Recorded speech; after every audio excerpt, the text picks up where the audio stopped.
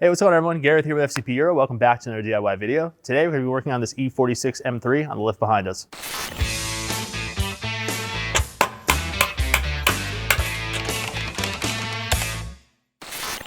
All right, so the TLDR in this car, we're going to be replacing an alternator, and the reason we're replacing the alternator is this car died.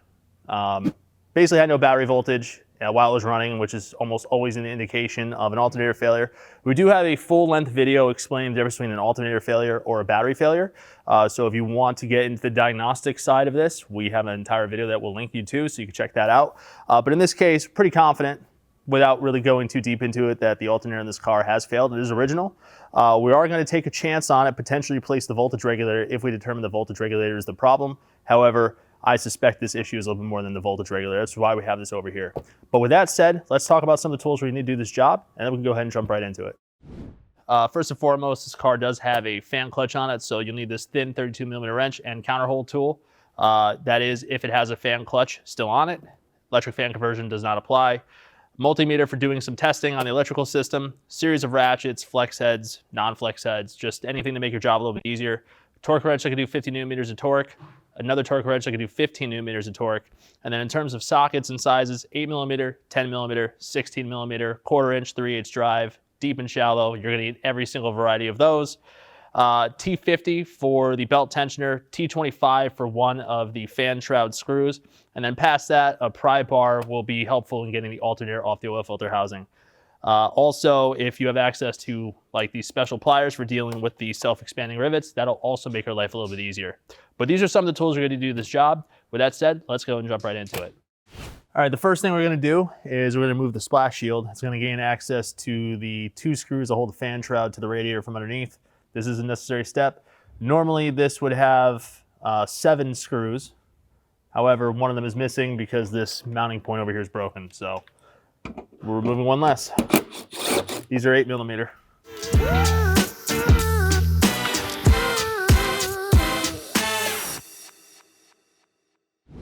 So while we're starting the car, we need to remove these screws that hold the fan shroud to the radiator. We do have to pull the fan off in order to remove the alternator. So the fan shroud has to come out. These are 10mm. The factory screws, I believe, would be 8mm, self-tapping, or potentially Torx drive. But this is a CSF radiator, and they use a 10mm screw instead.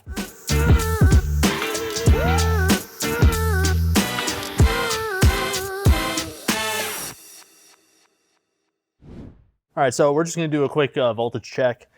This battery's been charged, so it should be around 12.4, 12.6 resting, which 12.44, so that's where we're at right now. With the engine running, it should be 13.8 to 14.2, 14.4. However, if the alternator is not charging the battery, you're going to see that voltage drop, which is exactly what's going to happen, and we'll show you right now. So it's running, and we got 11.95 volts. So it's below resting voltage, confirmed not charging, and that would just continue to drop off until the engine just dies. So we know it's not charging. Again, symptomatic of a failed alternator. Also plugged in a scanner. You can see all these fault codes, multiple cylinder misfires, ABS turning off, a whole bunch of things that would be related to a voltage problem. So very symptomatic of a failed alternator. With that said, we do need to remove a bunch of stuff from the engine bay, including our fan shroud, the fan, this cover here, the intake, because the alternator is right here on top of the engine, but the alternator is driven by the serpentine belt for the main accessory drive, so the belt needs to be removed out of the way. And also the fan needs to be moved out of the way because the bolts that mount the alternator are completely blocked by the fan. So all this stuff here in the front needs to come out. With that said, we're going to start here with this piece. So we're just going to use these pop rivet pliers and get these out. These are from Astro Pneumatic if you're curious. We'll drop a link to get to the website. This one's a little recessed, but these pliers actually will still work. They'll still get the job done. Got one more expanding rivet here that will release.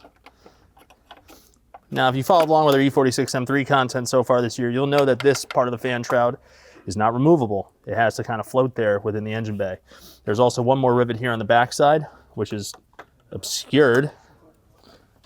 This is not the correct way to use this tool, but it's working because this rivet is kind of recessed here in the back. And then we can go ahead and remove it out of the way.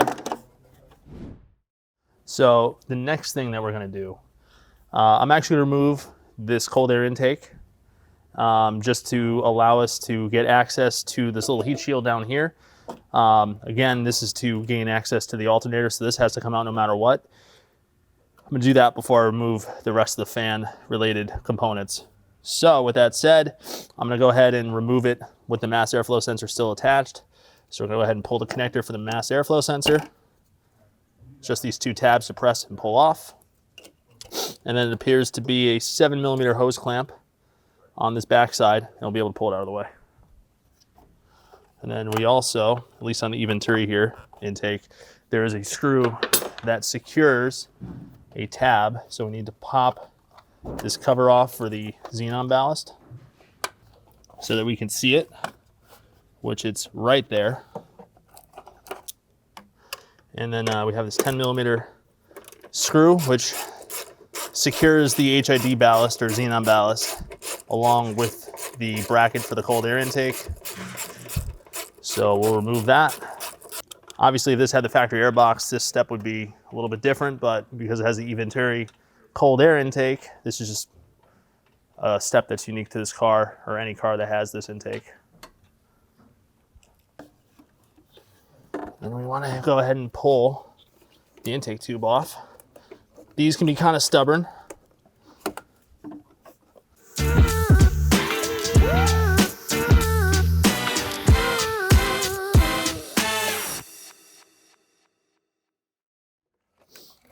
And we're also going to go ahead and remove this heat shield down here. This is specific to the E-Venturi intake, but this would also be mounting point, I believe, for the factory intake box, or there'd be grommets on there. I forget exactly what that looks like, but we do have to remove that no matter what. We're going to go ahead and remove these two 10mm nuts.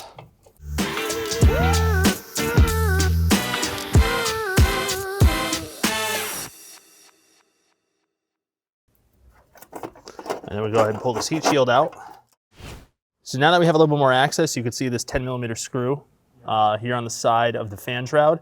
This would be a different type of screw if this were a factory radiator, but for the CSF, it is a 10mm screw, just like the bottom. We're gonna go ahead and remove that now while we have access to it.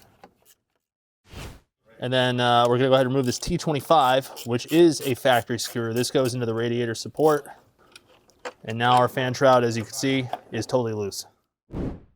Now this fan clutch was off when we did the S54 rod bearing video. So no, this fan clutch is not ludicrously tight. It shouldn't be.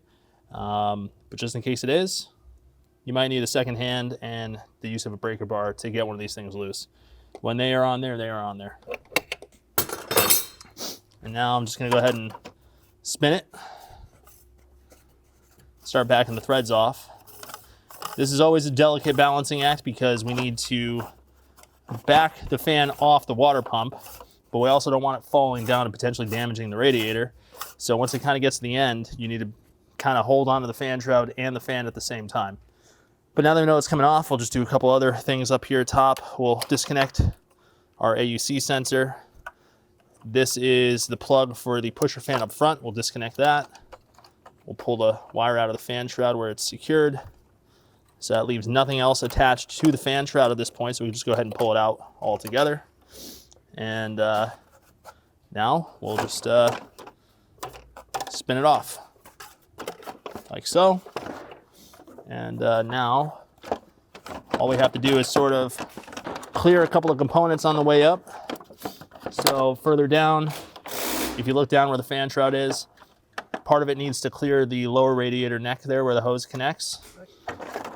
So we need to kind of angle this thing a little bit to get it out. So I like to get it to clear at the top portion first, and then once the top clears, you can then pull it from the bottom. So when I'm pulling this up, I'm basically tilting it like this, and then I can just pull it straight up.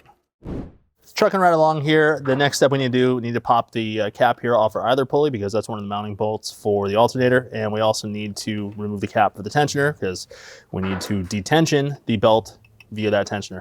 So, you know, just come in here with a flathead screwdriver or any kind of prying tool of your choice and remove these caps. Before I pull the belt off, I'm just going to draw an arrow for the direction that this belt was traveling. It's always good when you're reinstalling a belt or any components like this that you mark the direction of travel. You can kind of tell in this either pulley here that little grooves and some of these surface blemishes occur, and that's because the belt and these two components weren't together. So if you're to install it the opposite way, you could get some noise or maybe some premature wear. So if I'm reusing a belt, I always like to mark the direction that it was traveling. So when I reinstall it later, I put it in exactly the same way. Next up, we're going to use a T50 socket here on our tensioner pulley. And we're going to go ahead and detension our belt here. Now this is a hydraulic tensioner, so it's going to be pretty stiff at first, but then it'll eventually give for you. I'm not going to remove the belt entirely. I'm just going to let it hang out. So I don't need to totally remove it. Just let it hang off to the side, like so. And from here, we now have access to all of the mounting bolts for the alternator. But before we start removing the alternator, I'm going to go ahead and disconnect the battery ground because we're going to have to disconnect a positive battery cable from the alternator, and we don't want that just sitting around casually in the engine bay. It could short out. So the battery is located in the right side of the trunk on the E46 M3. Just going to pull this cover out. Normally there's some rivets that hold this in, but those are MIA at the moment. And then right here is our ground. It's gonna be a 10mm nut just to back it off. We'll just pop the ground off, and then that'll make it safe to work on for us.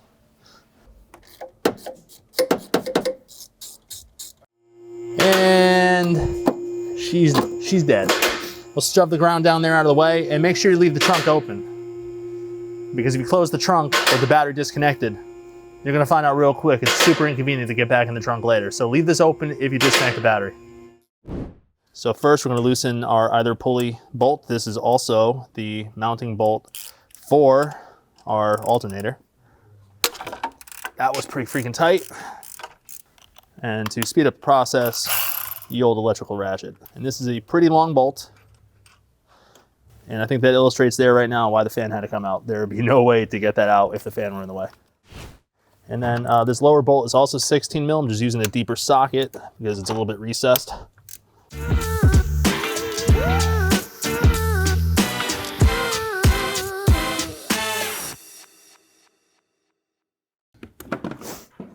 Now from here, the alternator should slide off.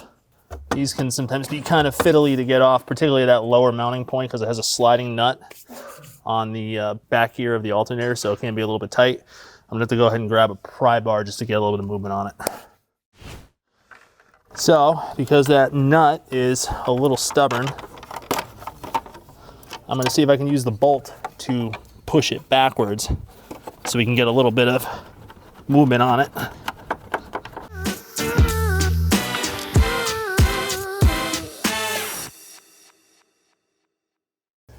I'll show you in a second once I get the alternator out of here, but there's a nut on the lower mounting gear on the back side which goes to the oil filter housing.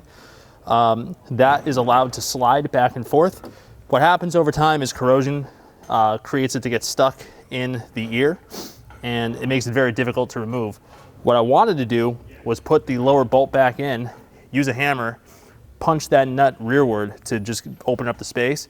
But because the alternator pivoted, was not able to get it to line back up, because just as much it was a pain to get it out or off the oil filter housing, it's really a pain to line up when that nut is super, super tight up against the oil filter housing. So just use a bigger pry bar to get it off.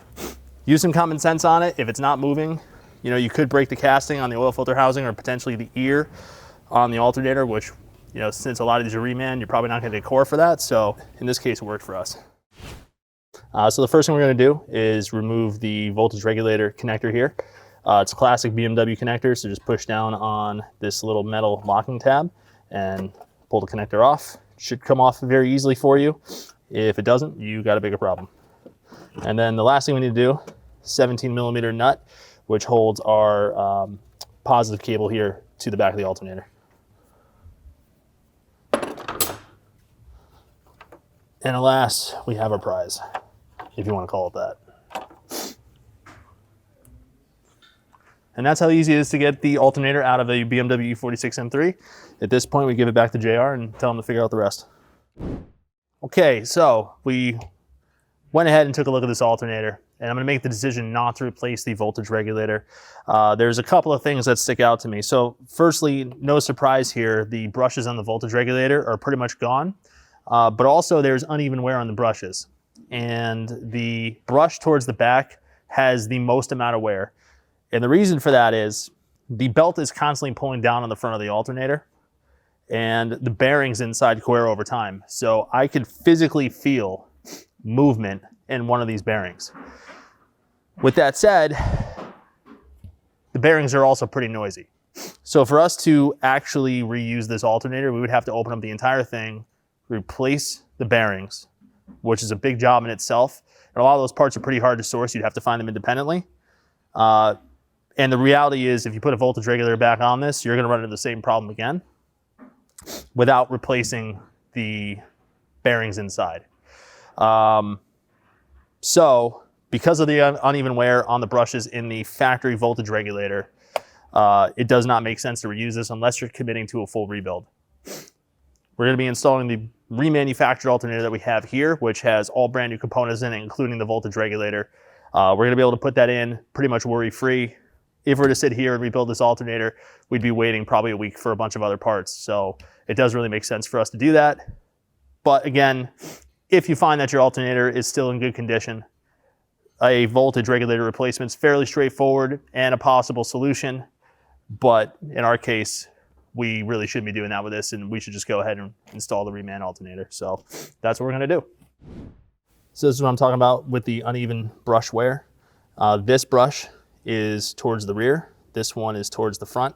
You can see the one towards the front has a lot more material left as opposed to the one in the rear. And the reason for that is, like I said, there's play in the bearings inside of this alternator. So you can hear the play and you can kind of see the play.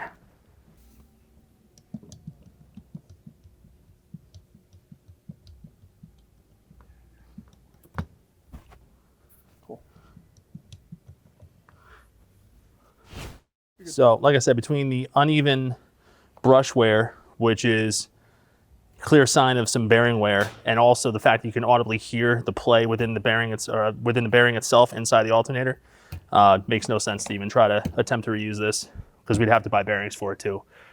So we're going with option A, which is replacing the alternator as an entire unit. All right, so with the new alternator, what we're going to do is I just threaded in our mounting bolt for the lower ear here. I'm just going to hit it a couple times with a dead blow hammer to force this insert back a little bit, just to make sure that as I slide this on to the oil filter housing down here, it's not going to get caught up like it did when it was coming off.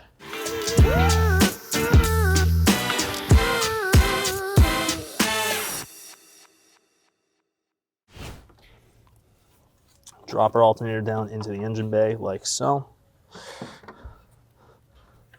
And we're going to first secure our positive battery cable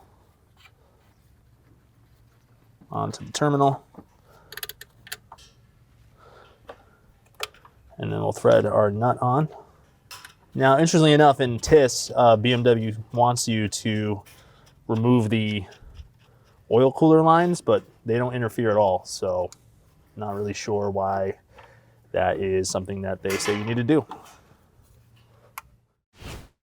Torque spec on this 17mm nut is a whopping 13 Newton meters. And then next, we will plug the voltage regulator connector back in. You hear it click. And then we just slide the alternator back onto our oil filter housing.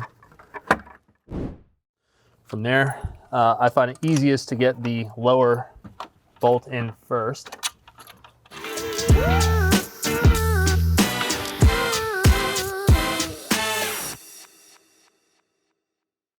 You'll see the notch here on the other pulley that has to line up with the notch here on this mounting ear.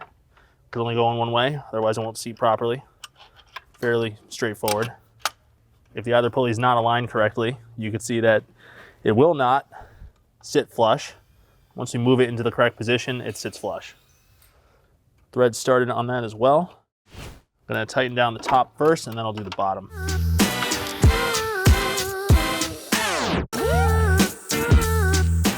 All right, we're gonna go 47 Newton meters for these M10 bolts.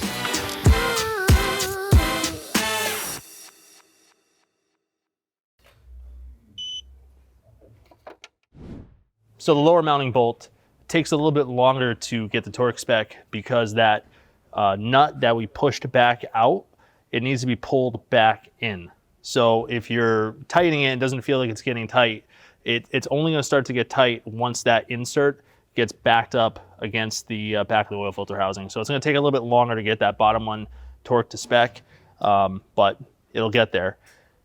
The either pulley bolt made a lot of noise going in, and I think that's just because of some corrosion on the threads, which is fine. That also got torqued to spec, no problem at all. Was a little bit surprised by that, but again, there was some corrosion on those threads, so it did make some noise, just like it made some noise when it came out. So next up, we're gonna go ahead and reinstall our belt. I like to try to get it as lined up as possible before I ever get to the tensioner.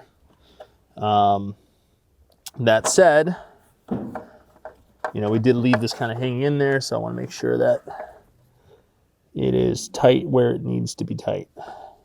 I try to pre-route the belt first, most of the way to the point where it's good to loop over the tensioner pulley, and then I pull it over the tensioner pulley last. I'd find that to be the easiest way to do this. So basically like that, and then from there, I'll go ahead and get the socket in, and then relieve tension off the tensioner, and should be able to slide it in.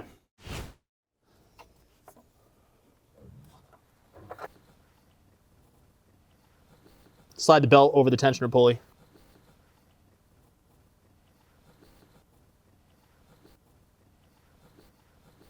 And then let it go. And this is an automatic tensioner, so you're all set. And you can see the routing there. So loops around the crank pulley, then loops around our tensioner pulley, comes back around our water pump pulley, under the idler, over the alternator, straight down to the power steering, and then from power steering back to the main crank pulley. And that is how that needs to be routed. If you find that the belt is loose or does not fit, you have routed it incorrectly.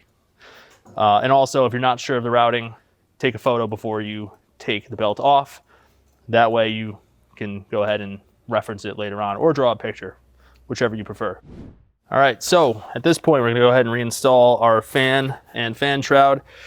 Again, you watched any of our E46 M3 S54 content before, you know this is a kind of a juggling act because you need to get the fan shroud down with the fan clutch at the same time. It's awesome design. I mean that sarcastically, of course.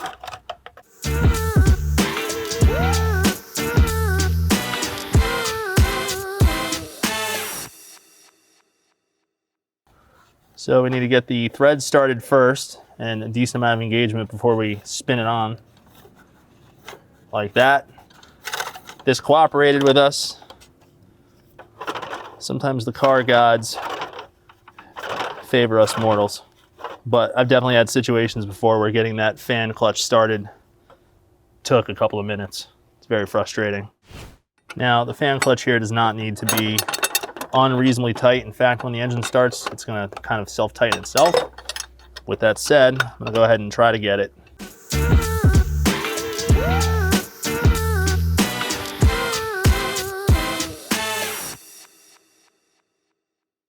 I'm not even going to bother with the counter hold because, again, like I said, when it starts, because it's reverse threaded, it'll tighten a little bit more.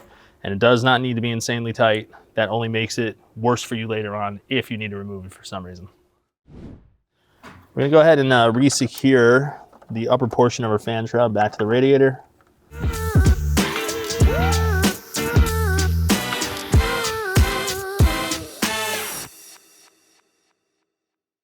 Next up, we'll reinstall this long T25 screw.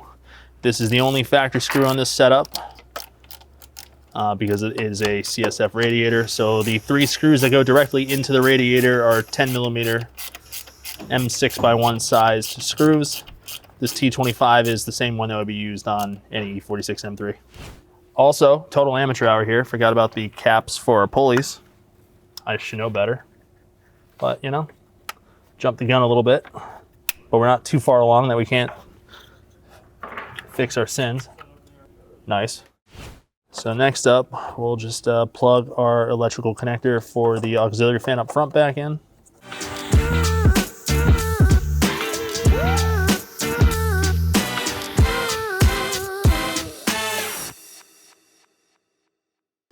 So we need to have the connector actually facing reversed like this, and then we can go ahead and push it down and lock it. It wasn't like that originally, so went ahead and fixed that. Orientation kind of matters on that. And then from here, we'll take the wire and route it through these little holders here on the side. There we go. So now the wires are pretty much locked in place, which is what we like. And then we'll plug in our ozone sensor like so. Now we have a nice secure package there. Next up, we'll take this other portion of the fan shroud, this wonderfully designed piece of equipment from BMW. I mean that as sarcastically as possible.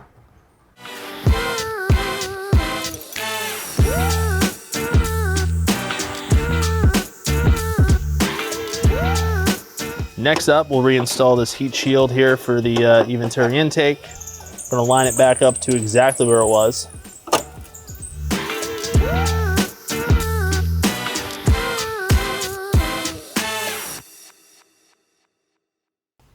All right, next up, we'll drop the e-venturi cold air intake back into position. Obviously, if this had the factory air box, this step would look a little different. By the way, this e-venturi cold air intake is available on fcphero.com if you're interested. Sounds pretty cool.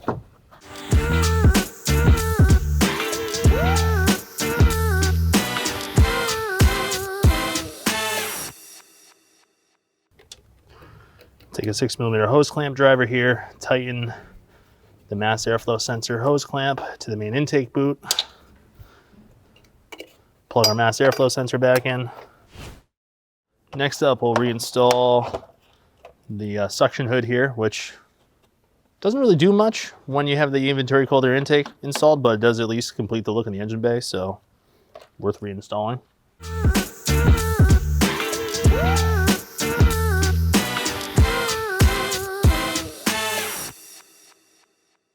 So at this point, we only have 2 10mm screws left for the bottom fan shroud and then also the splash shield underneath. But before I do that, I'm going to start the car, make sure the new alternator is actually charging the battery. So like I said, we should see between 13.5 and 14.4 volts. Certainly will not be 11.4, 11.5 or whatever it was when we were running it before. So we're going to do it. We need to reconnect our battery ground before we try to start the car. Otherwise, it's not going to work too well.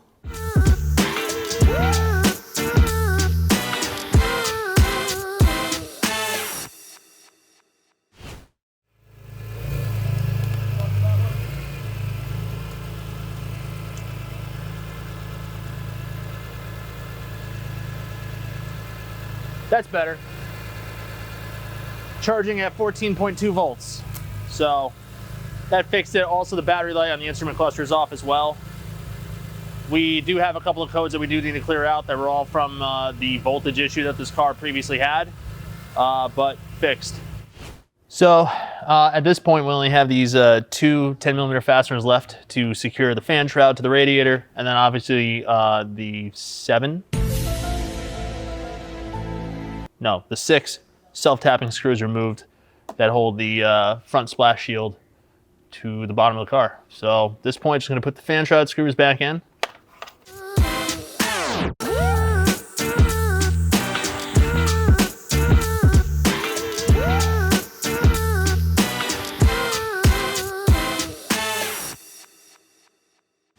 All right, so as you can see, fairly straightforward process to replace the alternator on an E46 M3. This process is fairly similar across any of the E46 platforms as well. Really just a couple things you need to keep in mind. Number one, disconnect the battery before you disconnect the alternator. You do not want a live battery positive cable just casually laying in the engine bay. It could touch just about anything that's metal and short out, or you touch it with any kind of tool. And while it's not high voltage or high amperage, you don't really want to unintentionally weld something in that process. Past that, yeah, fairly straightforward process, and you're able to see how the original alternator had eventually worn out. Not sure if that's a chicken or egg situation first, but my feelings are the bearings wore out, which caused excessive wear on one of the regulator brushes, and then from there, you know, the alternator just stopped charging. Clearly, you could repair that alternator if you wanted to, but from a time standpoint, that doesn't make sense, so we chose not to do that. But we hope you learned something in this video. If you have any questions or comments, leave in the comment box below. If you like this video, hit the like button. Hit subscribe because we have a lot of videos on the way. And as always, we'll see you for the next one. Thanks for watching.